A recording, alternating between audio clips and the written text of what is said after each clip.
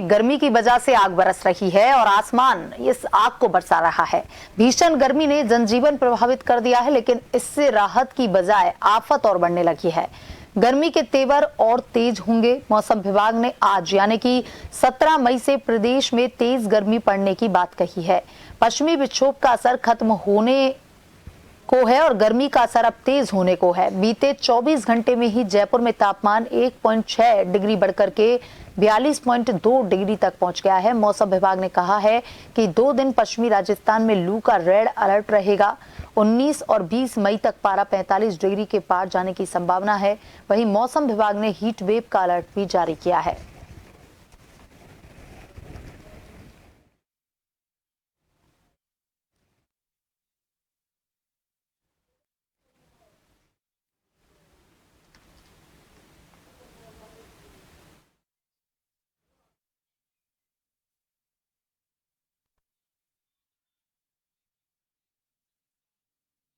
और इसी खबर पर ज्यादा जानकारी के साथ हमारे संवाददाता सुदर्शन हमसे लाइव जुड़ चुके हैं। सुदर्शन, आसमान इस समय आग बरसा रहा है। गर्मी के तेवर लगातार तीखे दिखाई दे रहे हैं। पश्चिमी विक्षोभ का असर भी खत्म हो चुका है। अब अगर बात करें जयपुर को लेकर के और पूरे राजस्थान को लेकर के, तो कैसे हैं इस वक्त मौसम के मिजाज और आगे कैसे रहने वाले हैं मौसम के मिजाज?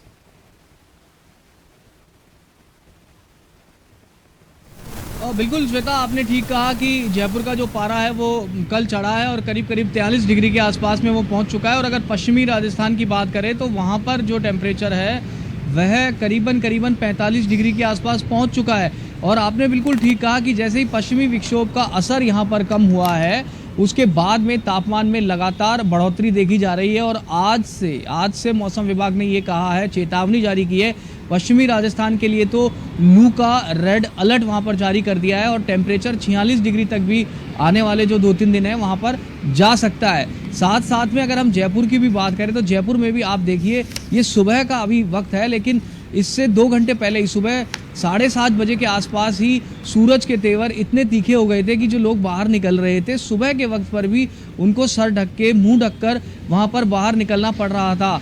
और ऐसे में अगर हम यहाँ पर बात करें तो लोगों की परेशानी इसलिए भी बढ़ जाती है कि पश्चिमी विक्षोभ के असर के चलते पिछले साल भी लोगों ने ज़्यादा गर्मी को नहीं सहन किया। बार बार बारिश हुई, पश्चिमी विक्षोभ का असर, और उसके बाद में मानसून आ गया। और इस बार ऐसा नहीं हुआ। इस बार लोगों को गर्मी सहन करनी ही पड़ेगी। ये यहाँ पर मौसम विभाग का कहना है कि अब यहाँ पर जो गर्मी है वो किसी भी तरीके के उसके तेवर नरम नहीं होंगे। जनजीवन भी यहाँ पर हम कह सकते हैं कि प्रभावित है, बुरी तरीके से प्रभावित है, क्योंकि जो दिन का समय होता है वहाँ पर हम देखते हैं कि खड़ा रहना भी, यहाँ तक कि छाया में खड़े रहने पर भी लोगों को वहाँ पर काफ़ी तपिश, चुभन और पसीने का वहाँ पर एहसास होता है। और जब धूप ज़्यादा हो जाती है तो हीट स्ट्रोक का भी वहाँ पर खतरा रहता है। और अस्पतालों में अगर हम बात करें तो मरीजों की जो संख्या है वो भी लगातार वहाँ पर बढ़ रही है। उल्टी दस्त के जो मरीज है वो वहाँ पर सामने आ रहे हैं और इसके अलावा डिहाइड्रेशन के मरीज सामने आ रहे हैं। श्वेता जी, सुदर्शन, देखिए अभी से 42 से 45 डिग्री का पारा जयपुर में ही पहुंच चुका है। पूरे राजस्थान में यही हाल बने हुए हैं। लेकिन अब इससे आगे की बात करें तो 25 मई से नौतपा भी लगने वाला है और ये जो 9 दिन हैं उनमें गर्मी अत्यधिक रहती है। तो नौतपा को लेकर के क्या कुछ जानकारी है आपके पास? क्या कुछ मौसम के मिजाज 9 दिन में रहने वाले हैं?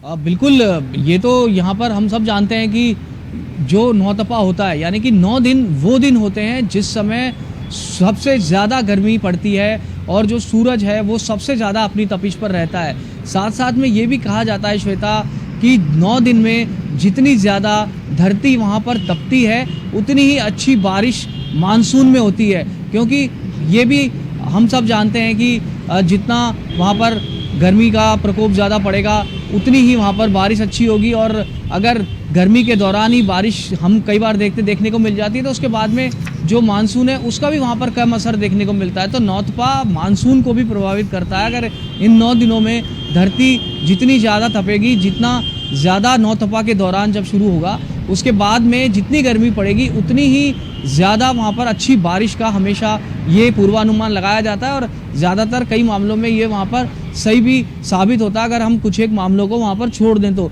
लेकिन फिलहाल जो स्थितियाँ हैं वो यहाँ पर हम कह सकते हैं एक तरीके से विकट ही श्वेता बनी हुई है। बेहद भीषण गर्मी यहाँ पर है और जो एसी कमरों में है या फिर जो एसी वाहनों में सफ़र करते हैं उनके लिए फिर भी इतनी समस्या नहीं है, लेकिन जो यहाँ पर मध्यम वर्ग है या फिर यहाँ पर जो गरीब तबका है, जो मजदूर तबका है, उसके लिए हम यहाँ से एक तरीके से कह सकते हैं कि उनके लिए काफ़ी मुश्किल यहाँ पर हो रही है। जी सुदर्शन, तमाम जानकारी के लिए धन्यवाद।